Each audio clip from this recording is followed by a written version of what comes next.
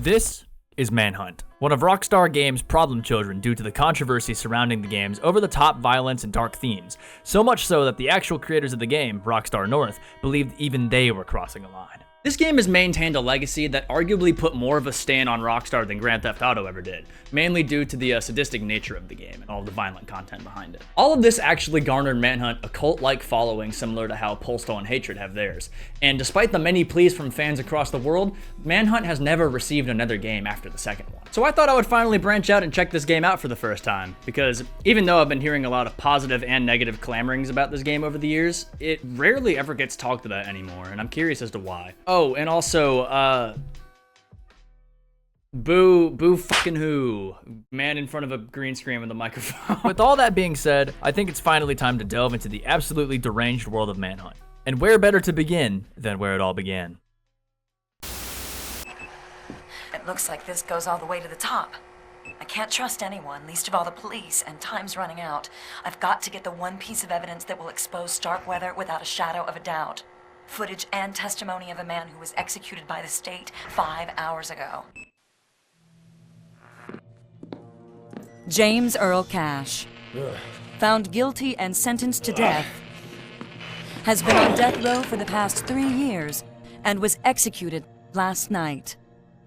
In Manhunt, you play as the aforementioned executed criminal, James Earl Cash. What he actually did to deserve the death penalty is never actually mentioned, but you can pretty much assume what he did considering what transpires over the course of this game. Turns out that Cash is actually alive inexplicably despite being on death row. Another throw of the dice, described by a voice blaring from the intercom above him. That voice belongs to none other than the director. He instructs Cash to put on a hidden earpiece in the room, and upon doing so, gives him a second chance at life. Today's gonna be adequate! Upon the cutscene ending, we're immediately thrown into the city streets of Carcer City, monitored by CCTV cameras plastered around the area, and are tasked to do one thing, and one thing only. Kill anyone and everyone. Manhunt is a stealth horror game, so the movement options are actually pretty limited. You move around pretty slowly with the option to sprint at the cost of stamina and higher chance of alerting hunters, which are present in every scene. And speak of the devil, there's one now, completely unaware of our presence. This introduces the game's execution mechanic. Scattered around the levels and even held by some of the hunters are weapons you can use to execute said hunters. Holding down your attack while standing behind a hunter lets you charge for more brutal kills, and it took me 5 fucking hours to figure that out, even though it literally tells me right at the beginning of the game. Like, it should have been paying more attention, but sorry, not sorry, I guess. After suffocating this hunter to death, you can kinda already imagine how violent the rest of the executions will be once better weapons are introduced. Further down the path of execution, we're introduced to this game's main stealth mechanic, shadows. And this single mechanic showcases how fucking stupid the AI is in this game. Simply hiding in the shadows is enough to deter most hunters from finding you, and it leads to really simple and easy executions. Like, it is insanely busted, but it's also pretty much a necessity for many levels. This also showcases how essential the minimap is for playing this game smoothly. The triangles represent the hunters, and the colors of the triangle represent the hunter's aggression towards you. So it's best to play around this if you don't want to get murdered. So after baiting this hunter to open up the gate, executing him, beating the ever-loving piss out of the next hunter because I have no weapons, and then finally turning his testicles to mush, a gate with the first level checkpoint opens up, which is marked by this VHS tape. This is really symbolic towards the game's story because, ironically enough, Cash is being forced around by the man named the Director to record a bunch of snuff films for him, and if you know what snuff films are, you can pretty much fill in the blank here. Anyways, after repeating the same execution process another 4 times, yeah, this is getting really repetitive already. Like, I grew up playing Toontown Online, bro. If you want to talk repetitive, we can talk repetitive, but like, I don't know. Thankfully, in the next scene, Doorway to Hell, we're introduced to different subclasses of weapons. One of the hunters you have to kill in this abandoned building here drops his baseball bat, which is another separate weapon class to the glass shards and plastic bags you'll find around. Meaning, you can actually carry 2 weapons at once, and unlike the green class weapons, blue class weapons don't break after being used, at the cost of them making noise in executions, which can alert other hunters, so they're a bit of a higher risk. Further into the scene, there's a gate blocked off by a padded lock, so Cash's new objective is to break that lock so he can progress. Only certain weapons are actually capable of opening the padlocks, but thankfully, where there is a padlock, there is a weapon to open it. This means that we have to find the weapon though, which means more hunters need to be executed. You can already see how the rest of the game is going to play out. This leads directly into another major gripe that I have with the game. What the fuck fuck is the use button? I had to actually go into my keybinds to find what this button was, which it was mapped to enter. You know, which I guess makes sense considering I had to press that to enter the gate.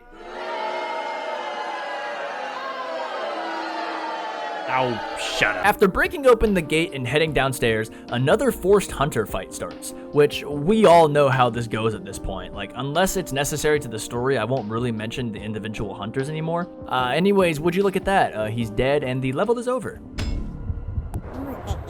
Road to Ruin sees Cash once more faced with the hunters we all know too well by this point. But now they're armed, and this precedent stays for the rest of the game. As we trudge through the Cursor Mark neighborhood, leaving a trail of blood that isn't ours behind us, we're taught how to lure hunters with audio. I mentioned before how stupid the AI in this game is, but this really cements that. Like, you can just hide in the shadow directly next to a hunter, and 9 out of 10 times they won't find you. Like, you can literally beat against the wall, and they still won't be able to find you most times. After performing the world's fastest execution ever, and caving in more Hunter Dome, we're also introduced to throwable lures, mainly glass bottles and bricks for now. Though they aren't super useful in my eyes. I ended up finding more success by just walking around the town in my big boy boots and striking them from the shadows.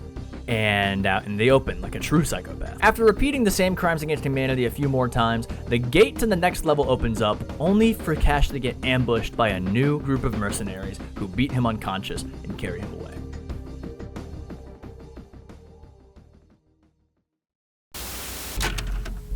Cash wakes up outside of the Denton City junkyard, where the next group of hunters reside. The Skins. This group of drunken white supremacists, led by the War Dogs gang leader, is the new set of common enemies Cash has to slaughter the same as the other ones to proceed. The junkyard location presented in the level, appropriately named White Trash. Yeah, the junkyard location in this level was really good. The garbage and metal waste all around the graffiti-coated walls make for a really cool, dingy, musky atmosphere that's super eerie to sneak around in. Speaking of which, some of the hiding spots that get shattered executions are really, well executed as well. Doesn't really help me though because I'm fucking terrible at the game. Alright, that wasn't necessary, man. Deeper into the level, after finding a knife inside of one of these storage rooms and cutting off the rope holding this gate closed, we eventually find a nail gun inside of one of the Skins trailers. This is the first of many firearm options in the game, and I think it's introduced pretty well. It's not lethal, so you will actually have to follow through with either a punch or a real lethal blow, but it's still pretty good, to be honest. Like, it functions exactly how you would expect it to. After clearing out more hunters, opening the gate with this red switch, and backtracking a bit, the gate to the next exit opens up, where Cash is free to leave to the next scene. Not before getting nailed in the head a couple times. Fueled by Hate starts with this amazing sign right here, and that's the last good thing I have to say about this level. The first half of this scene starts off pretty normal, and is honestly pretty fun. But the latter half is where that all starts to just get thrown out the window. After luring and killing the hunter in the watchtower, there is a crane that needs to be refilled with gas, or petrol for the freaks watching this. This means that once you find the gas canister all the way on the other side of the map, you then have to lug it back, right back to where you were before, which wouldn't really be an issue if it weren't for the fact that you move super fucking slowly when you do, and you have to actually put down the gas canister to shoot. Which, if I wasn't holding this microphone, I'd demonstrate how stupid that is, but I guess I could do it like this. Like, you get what I mean? You have two arms, Cash. Like, come on. Once we finish trudging along with petrol in hand and arrive back at the crane, we then have to dump the gasoline and actually operate the crane, which I will admit I was not expecting at all. It controls just about as clunky as you'd think it would, which I guess is kind of accurate to how a real crane would control, so props to them for getting it accurate, I guess.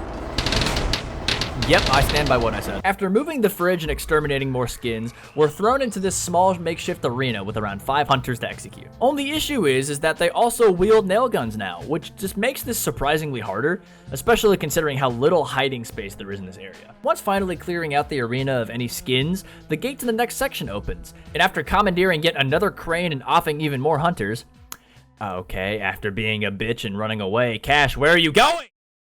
After being even more of a bitch and just avoiding confrontation, we eventually make it to the end gate, which is opened up now, ending the scene.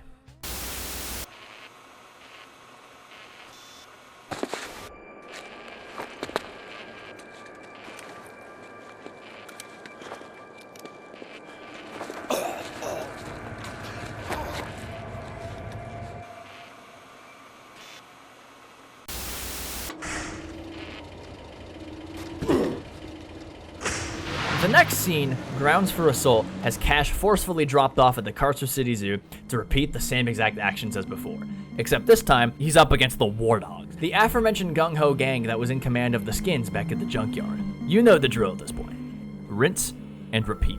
Super early into the level, we can actually grab a machete off of one of the war dogs, which will come really handy later since there is a lot of other war dogs around here at the cost of them guarding more locked gates. This level doesn't really have much going for it to make it stand out, to be completely honest, except for the music at the very beginning. I thought you had potential, but you'd rather hide from the limelight. Oh, will you shut the fuck up? The music at the very beginning starts with this super unsettling blare that gave me actual goosebumps on my first playthrough. Like, this is genuinely amazing sound design. After running around like a dog without its leash looking for a way to open up this fucking locked gate for around 20 minutes, I eventually found a crowbar hidden deep in one of the enclosures, which, like, yeah, I get why you would hide it here. It incentivizes exploration of the maps more, but an indicator or hint would have been nice. After opening up the new gate and collecting the save point, we're introduced to a brand new style of weapon, the rifle.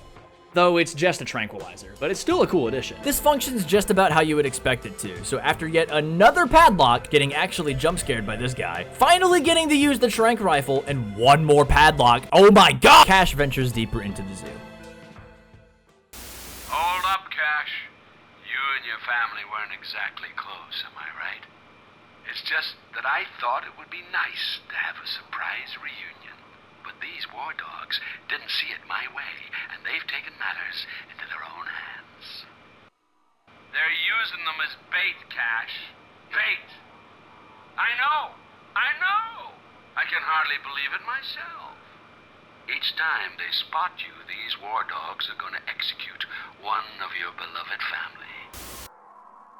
Yeah, what an intro. Strapped for Cash is surprisingly a rescue mission as the war dogs manage to kidnap Cash's family and strap them to poles surrounding the map. Oh, I get the joke! I get the joke! The interesting thing about this level is that it's not actually a requirement to save all of your family. It's more or less a partial credit check. You really only have to leave the level with one of your family members surviving, so if you really wanted to, you can just pick your favorite and move on. Sorry, Dad. Besides this gimmick, there really isn't much going on with this level, which is kind of a shame because the idea is really cool. But there is one thing I do want to note. The game actually does keep track of how many of your family members you've saved, and the director has a specific set of dialogue for each number that you save.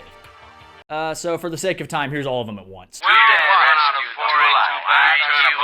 After setting your surviving family members free and unlocking the door blocking the next save, and eventually entering the supposed door to hell, Cash is once again detained and transported to a new location where the snuffy cycle repeats once more, this time in the abandoned mall. View of Innocence takes place in the aforementioned mall. Like, obviously, like, why else would I have mentioned it? Like, hello? And this level acts as an introduction to the next form of weaponry.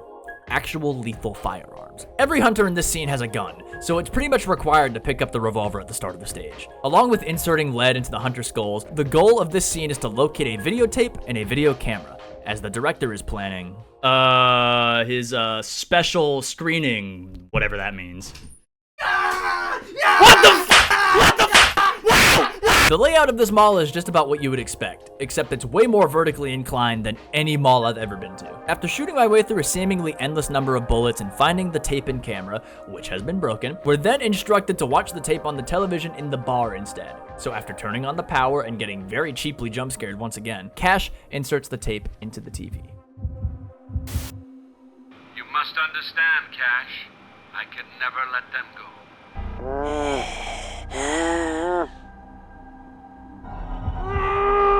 Where were your family when you were facing your final moments in the chamber anyway? You've left your old life, your old self behind. I'm all the family you need now. This is actually an amazing time to mention that this video is sponsored by the Glowing Postal Foretold documentary. Alright, yeah, so this may seem like a weird sponsor to do considering the subject of this video, but if you take one good look at my channel, you can already figure out why we just decided to run this back again. This is the feature-length Running with Scissors approved behind-the-scenes documentary covering the history of the most infamous cult classic game series ever made.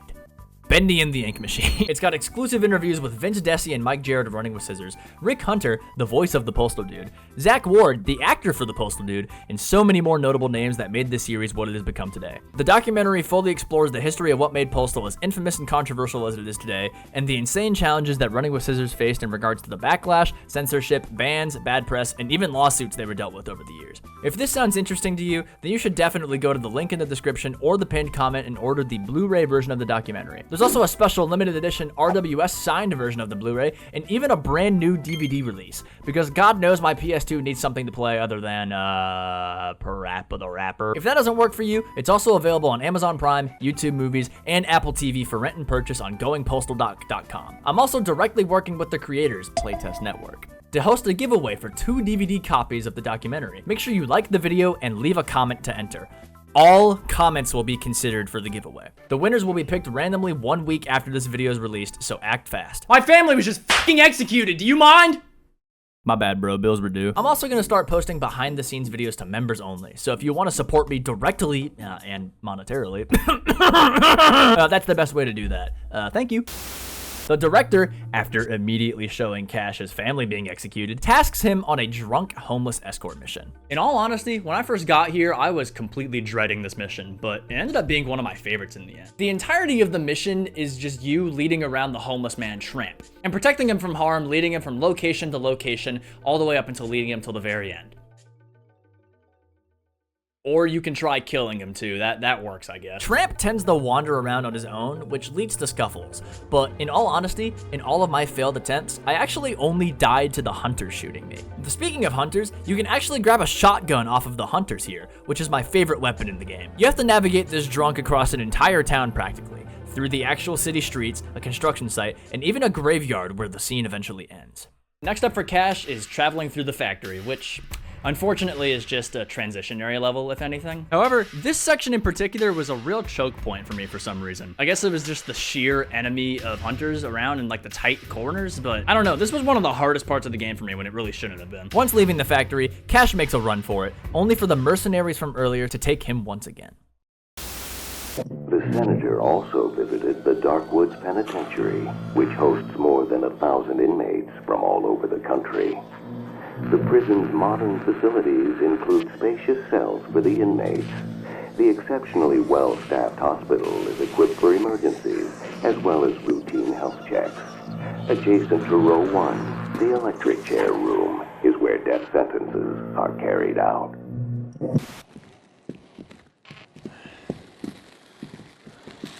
Right here. Drop him.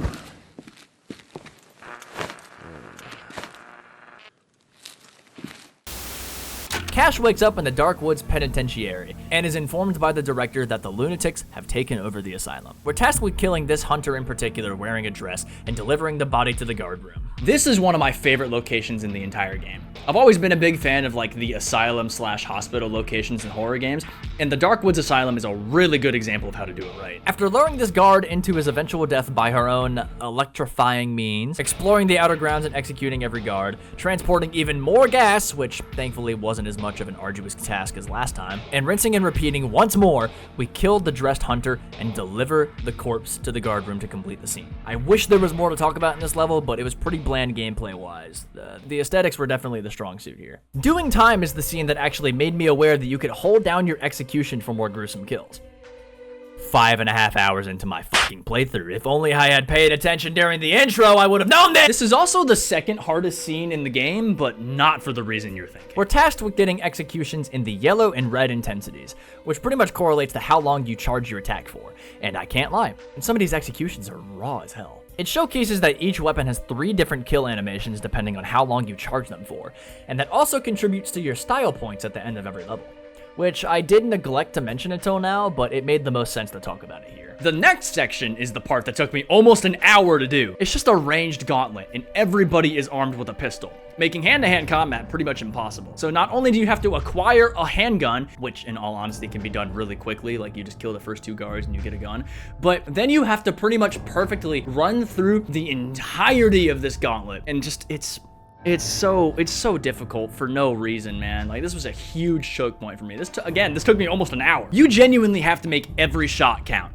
because even though all of the hunters drop their ammo when they die, sometimes they'll be just directly in the line of fire, so it's not even worth grabbing it sometimes. You'll just have to book it and hope that you have enough to make it through, which I thankfully did after enough tries. After dying and dying and dying and dying and dying and dying and dying and dying, I finally locked in, put lead between every single hunter's eyes, and headed off towards the exit. Killed the Rabbit's objective is exactly what it sounds like, and it's one of the stranger scenes in this game. The entirety of this level is just a game of Elmer Fudd versus Bugs Bunny, except Elmer Fudd actually wins in the end for once. The Rabbit lures Cash into a bunch of different rooms in the asylum, Cash kills the hunters residing in the rooms, and the cycle repeats until the eventual kerplooey of the Rabbit's cranium. I'm breezing past this scene because there isn't really much going on besides the Rabbit objective. It really is just a straight line until the very end, where you eventually kill the Wabbit, not before the Cerberus mercenaries show up once again to take Cash into custody. But there's nothing that a real sniper rifle and multiple rounds of shotgun pellets to the chest won't handle. And thanks to this, we're able to semi-safely blow every merc to smithereens and continue forward.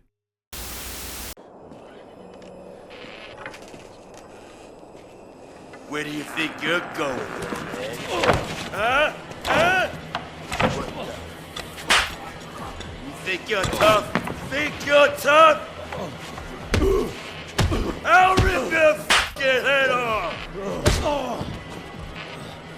Don't you wanna play anymore? Divided They Fall takes place directly after Ramirez and the War Dogs capture Cash, and your objective is now very clear. Murder Ramirez. This is pretty much a life or death game of hide and seek, and Ramirez is hiding right here. Yep, right here.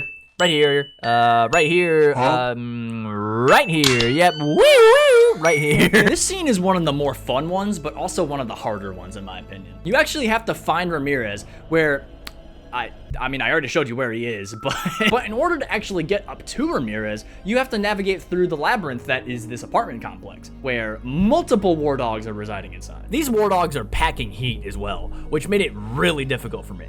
But once actually reaching the top of the complex, Ramirez runs all the way back down, which gives you two options. You can either chase him down like the speedruns do, or you can do it how I did it, where I just shot Ramirez from the top over and over and over and over and over until he died. After escaping the rest of the war dogs without killing them because I am le puss, Cash meets up with a familiar face.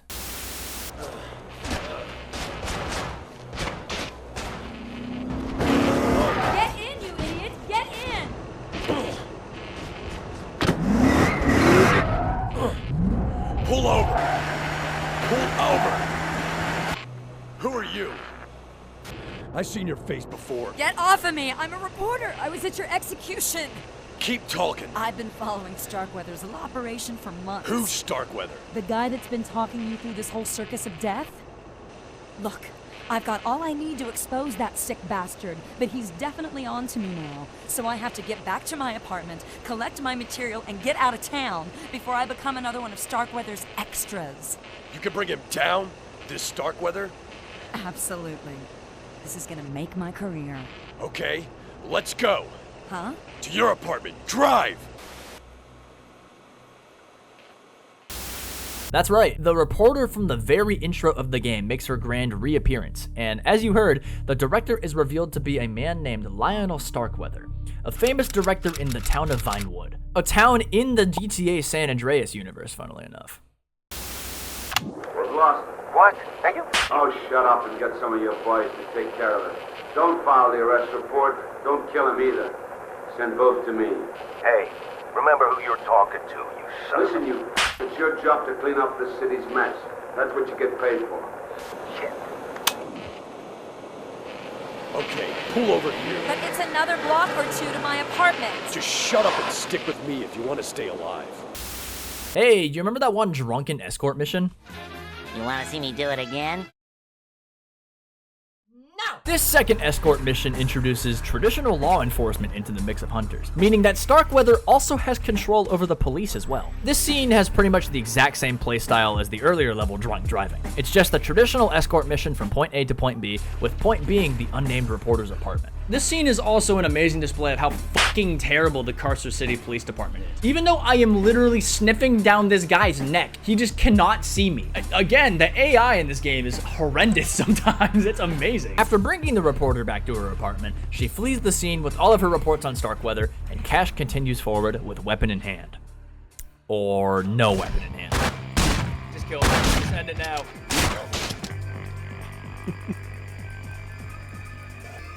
Suicidal. Exactly. I'm bringing my body to a gunfight.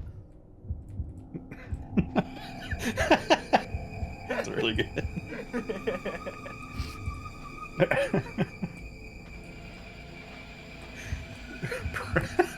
This section is pretty straightforward as well. Just make it to the subway entrance and the scene ends. There's an optional casino you can go in to kill the sniper on the roof as well, but I actually managed to finish the scene without killing him. I just straight up f***ed off and avoided him. I thought that was very funny. Next up is the obligatory subway level, wrong side of the tracks, and this is by far the hardest level in the game, no questions asked. This is the only section of Manhunt that took me over an hour to complete, and it's an insane difficulty spike compared to the rest of the game. After clearing the first 3 guards, grabbing the new SMG, and running down the empty train tracks, it turns out they're not empty, because several SWAT agents plague the entire area. Like, there genuinely isn't a single area in this entire scene where SWATs aren't camping out. It felt like anytime I would be making decent progress towards pressing this button just to open up the subway train car, I would get immediately eviscerated by a crowd of SWAT agents after I started feeling confident. Like, look at this shit. Okay, well.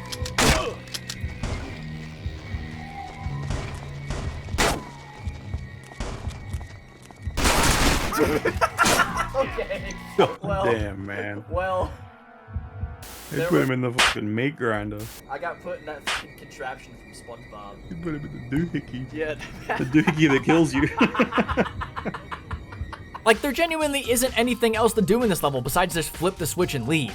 And yet I kept getting ripped to shreds like a piece of paper every corner I turned. Only by sheer luck did I actually manage to make it out of here alive. Like, this is a difficulty spike that I've never seen in any other game before. This was genuinely ridiculous. And to make it even worse, this isn't even the end of the level. Like, there's an entire subway escape sequence right after this. Thank God Rockstar was kind enough to give me a save here, because if I died in this final section, I don't think this video would have ever come out, to be honest. I was already sick and tired of this single level. After crawling out of the stinky, smelly, fucking horrendously disgusting subway, Cash then arrives at the train yard.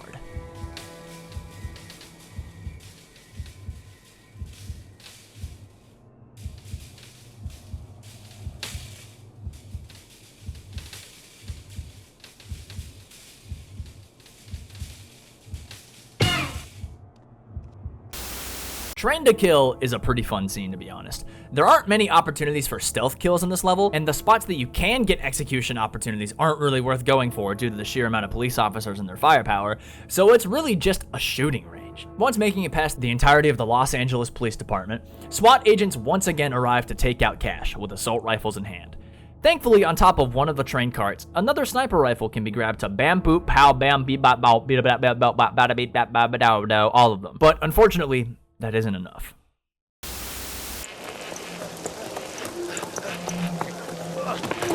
Put your hands up! Shoot that cop killer son of a bitch!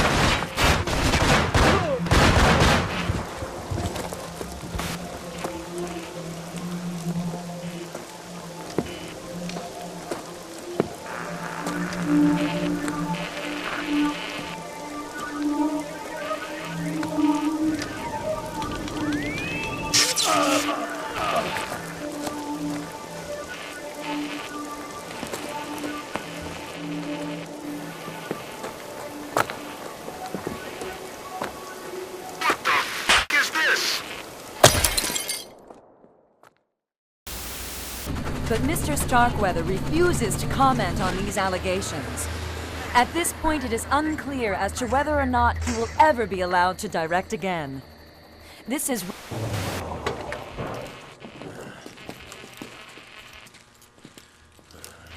know what? I don't give a f what Starkweather wants. Maybe today I kill you, maybe not. Kill the camera. Damn. Anyways, up next is the President of the United States' favorite scene from Manhunt. Yep, the Cerberus mercenaries delivered Cash right outside of Starkweather's manor.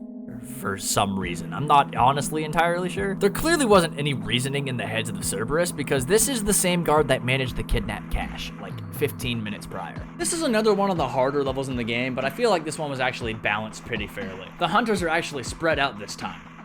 Unlike a certain subway level, this scene is more or less another transitional stage, except this time the stakes are higher than they've ever been, since we're right outside of Starkweather's aforementioned mansion. The stakes are also higher because there's barely any shadows to hide in, and the servers have access to super high damage weaponry. Once we're finally done with tearing through all of the roaming guards, the snipers up above are next, which thankfully are super easy to deal with since once making it up there, like, do you see him living this in like any scenario? I don't think so. I don't think he's leaving this with. He might have like an eye patch or something, but like I don't think he's like Cash. Oh my God, Cash! God! Once executing all the guards and walking around to the side of the manor, there's a door that's supposedly unlocked, as the scene just ends abruptly.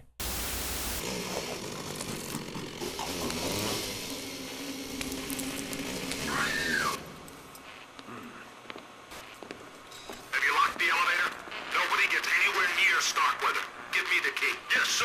I want you to go down to the basement and turn off the motor. We can't be safe with these two bastards running around. We're on it,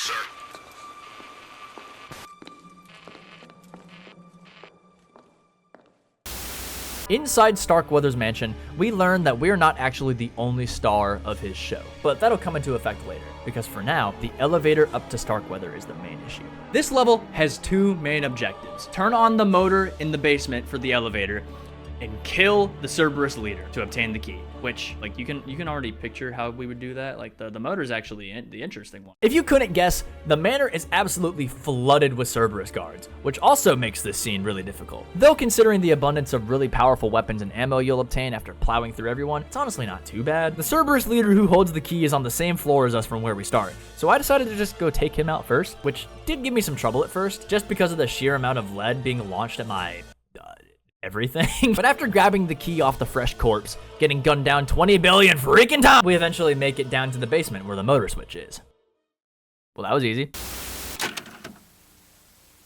What? Are you mad at me for skipping the last section?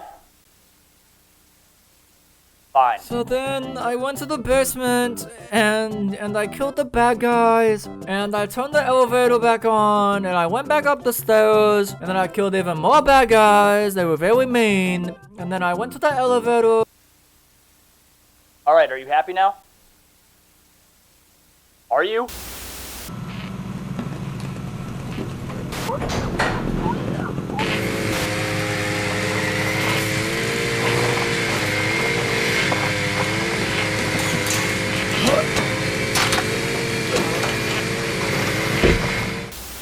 Deliverance is the final level in Manhunt.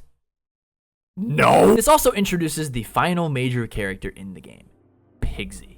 He was hinted at in multiple cutscenes across the game, and I deliberately chose not to show those because I feel like he was revealed kind of too early. It left me more confused, if anything. Like, why are we... I get why we're hinting at him this early, but it still felt like it was kind of anticlimactic the way that he was revealed. I feel like it would have made a lot more sense to kind of subtly show him towards the end of the game instead of showing him in a cutscene after like level 4. And he's the only real threat in the game, if I'm being honest, besides Starkweather. If we're not counting everybody in that damn subway, I'm still not over that. Pigsy is the only proper boss fight in the game, if you don't count Ramirez. Even though he has a similar health bar, he fucks off entirely, so I don't count that. He charges at you with his chainsaw, and the only way to deal real damage to him is to stab him with the glass shards you find around the strangely Silent Hill looking arena. He's the only enemy in the entire game that can survive more than one execution attempt, and I think that's really sick. It's a really cool way to subvert expectations and reinvent the execution mechanic as a whole. I ended up beating Pigsy on my very first try, since after stabbing him with all the glass shards, you have to lure him onto this chain-linked platform right next to the door where Starkweather is, where Pigsy falls through the platform and falls to the very bottom of the manor, not before Cash gets his moment to shine.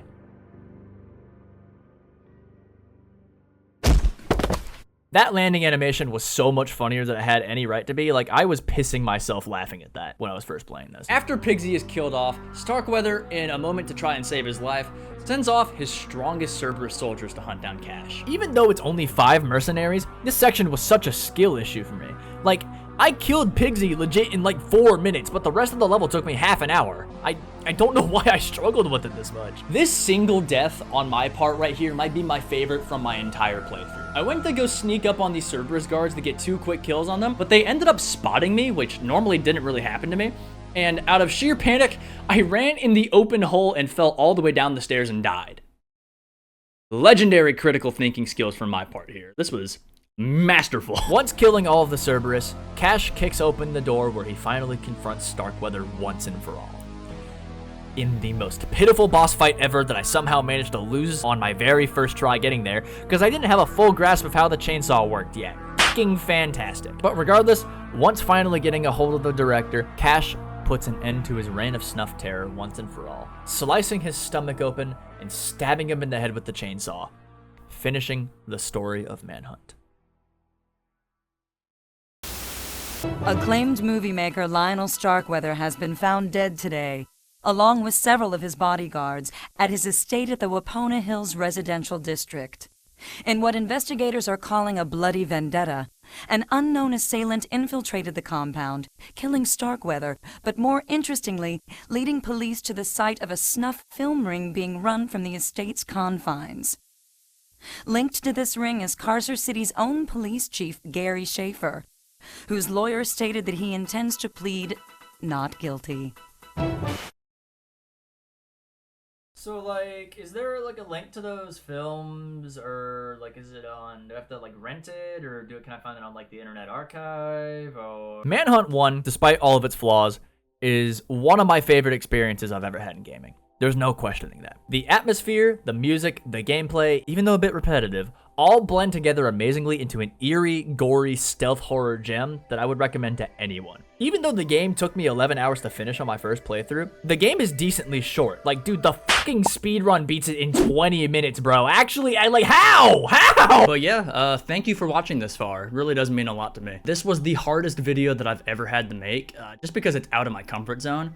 So if you did enjoy this, be sure to like and subscribe, because that actually does help out a lot. Also, if this video gets 1,000 likes, I'll make a video covering Manhunt 2, because I've heard a lot more about that game, and I'm not even gonna lie to you, I've already played it, and it would definitely be an interesting one to cover, so let me know. There better not be another fucking subway level though, or I'm gonna be mad. Hey, why is Eternal Damnation playing right now? What? This isn't right. Editor, what the fuck? One more thing before I go though, the credits song in this game is by far the best song in the whole soundtrack, and they could not have picked a better song to end the game with, so I'm gonna do the same here. I have nothing more else to say. Thank you for watching.